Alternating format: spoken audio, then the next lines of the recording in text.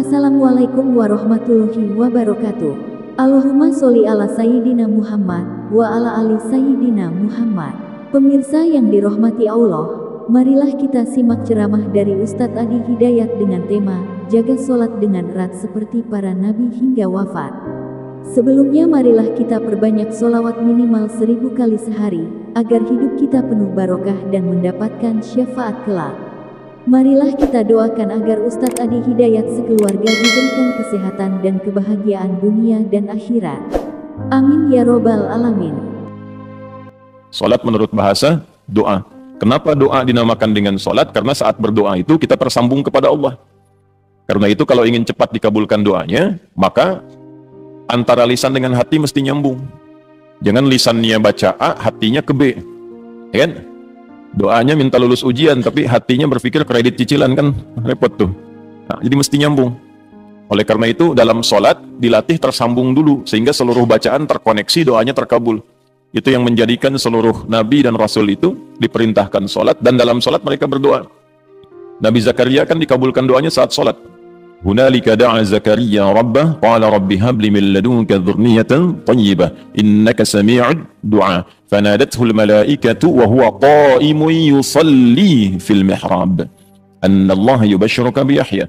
Quran surah ketiga Ali Imran ayat 38 sampai 39. Ya, Nabi Musa itu saat menerima awal wahyu diperintahkan mengadu pada Allahnya lewat salat. Quran surah 20 ayat 14. Innani anallahu la ilaha illa ana fa'budni wa aqimis salata li dzikri. Nabi Isa itu baru lahir, perintah pertamanya itu salat. Ya, Quran surah ke-19 itu Maryam ayat 31 sampai dengan 33 itu. Wa ja'alani mubarakan aina ma kuntu wa awsani bis shalah. Nabi Ismail alaihissalam sampai mewasiatkan pada keluarganya supaya konsisten salat agar terus terkoneksi dengan Allah. Saya selalu memberikan logika begini. Kalau Anda itu punya koneksi dengan pejabat, aksesnya mudah kan? Gitu. Punya koneksi dengan DKM ini aksesnya mudah ke masjid itu. Ya. Baik. Nah, punya koneksi dengan Allah apa yang sulit bagi Allah? Nah, Nabi Ismail alaihissalam itu mewanti-wanti keluarganya dan meminta, bahkan memerintahkan mereka konsisten menjaga sholat. Itu diabadikan di Al-Quran surah ke-19 Maryam di ayat ke-55. Wa kana ya'muru ahlahu bis-shalah. Dan adalah beliau itu kana kan bisa mengatakan begini di luar Al-Quran, wa amara ahlah. Tapi kadang ada kana di situ bertemu mudhari'. Ya, kana bertemu dengan mudhari' maknanya dua. Ya, yang pertama yadullu 'alal 'adah, menunjukkan pada kebiasaan. Jadi Nabi Ismail itu terbiasa meminta keluarganya mengingatkan supaya jaga sholat, jaga sholat. Nah, itu bagi orang tua muslim jadi teladan. Orang tua harus punya kebiasaan mengingatkan anaknya supaya menjaga sholat. Nah, karena di situ ahlah itu menunjuk pada setiap personnya. Kan keluarga itu ada 4 dalam bahasa Arab. Ya. 1 ailatun, 2 usratun, 3 alun, 4 ahlun. Tuh. Ailatun sifat saling mendukung dari kata aul. Kalau sudah berkeluarga harus saling mendukung, mensupport, mendorong, membantu. Nah, jangan bertikai di lingkungan keluarga. Karena itu pertentangan, perselisihan, permusuhan di lingkungan keluarga itu diantara yang paling tidak disukai oleh Allah dan Rasulnya.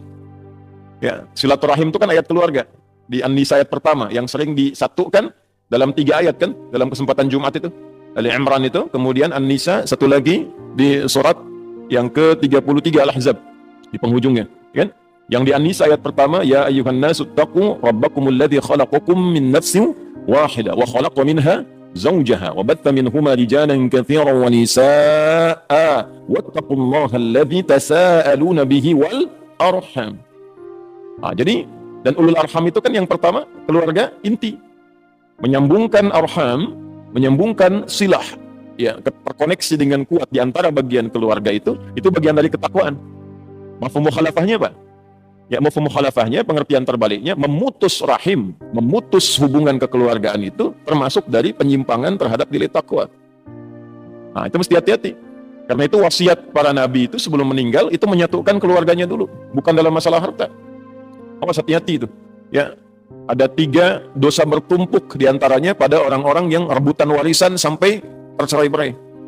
Itu pelanggarannya 3 dan termasuk pada kategori dosa besar itu. Ya, rebutan warisan sampai bertengkar sampai memutus hubungan silaturahim. Karena itu orang tua dalam hidup satu kan, ingatkan sholat. Bahkan sebelum meninggal harus dipastikan itu. Ya, itu ada di Al-Quran surah kedua Al-Baqarah di ayat 132. Am kuntum syuhada'a idh hadara Ya'qub al-maut idh qala li banihi ma ta'buduna min ba'di qalu na'budu ilahaka wa ilaha abaika Ibrahim wa Ismail wa Ishaq ilahan wahida wa nahnu lahu muslimun. Apakah kalian pernah dengar kisah, pernah tahu tentang cerita bagaimana Nabi Ya'qub itu menjelang wafatnya beliau kumpulkan anak-anaknya, keluarga besarnya. Kalau besok lusa bapak meninggal, iman kalian bagaimana? Salat kalian bagaimana? Jangan khawatir, kami akan konsisten menjaga tauhid, iman kami menyembah Allah, ya seperti generasi bapak dan kakek moyang kita itu menjaga itu semua.